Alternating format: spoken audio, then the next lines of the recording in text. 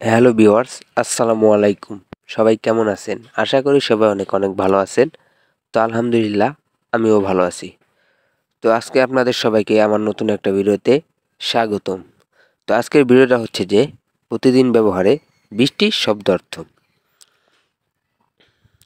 তো অ্যারাবিয়ান ভাষা শিক্ষা। অ্যারাবিয়ান প্রবাসী ভাইদের আরবি ভাষা শেখার জন্য অ্যারাবিয়ান 20টি শব্দার্থ আপনারা সকলেই মনোযোগ সহকারে ভিডিওটা দেখবেন। আশা করি খুব সহজে আপনি অ্যারাবিয়ান ভাষাতে কথা বলতে পারবেন।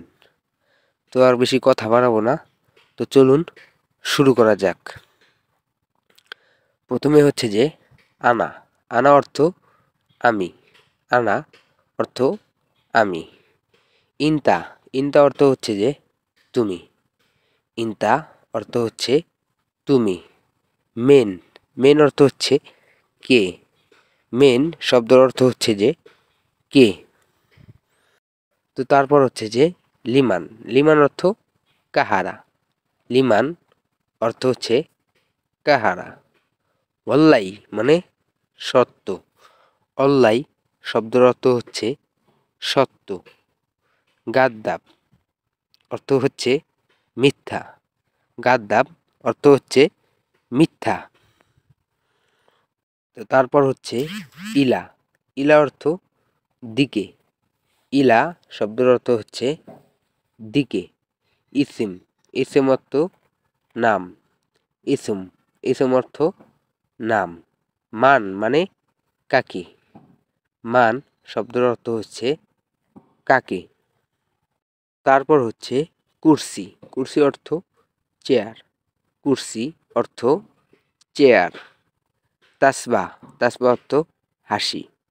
তাসবাহ শব্দের অর্থ হচ্ছে হাসি। খালাস। খালাস শব্দের অর্থ শেষ। খালাস শব্দের অর্থ হচ্ছে শেষ। তো তারপর হচ্ছে তাল। তাল অর্থ আসো। তাল শব্দের অর্থ হচ্ছে আসো। রো অর্থ যাও। রো শব্দের অর্থ হচ্ছে যাও। মিতা। মিতা মানে কখন। মিতা শব্দের অর্থ হচ্ছে কখন। এরপর সাদিক। সাদিক শব্দের অর্থ বন্ধু। সাদিক শব্দের অর্থ হচ্ছে বন্ধু। কুল্লু অর্থ সবাই। কুল্লু শব্দের অর্থ হচ্ছে সবাই। তানি অর্থ অন্যটা। তানি অর্থ হচ্ছে অন্যটা। এরপর সগোল। সগোল অর্থ কাজ। সগোল শব্দের অর্থ হচ্ছে কাজ। নফর অর্থ মানুষ। নফর শব্দের অর্থ হচ্ছে মানুষ। কবিরা অর্থ বেশি। কবিরা অর্থ হচ্ছে বেশি। তো এই ছিল আজকের 20টি শব্দ অর্থ। তো সবাই আমার চ্যানেলে নতুন হয়ে থাকলে অবশ্যই চ্যানেলটি সাবস্ক্রাইব করে দিবেন।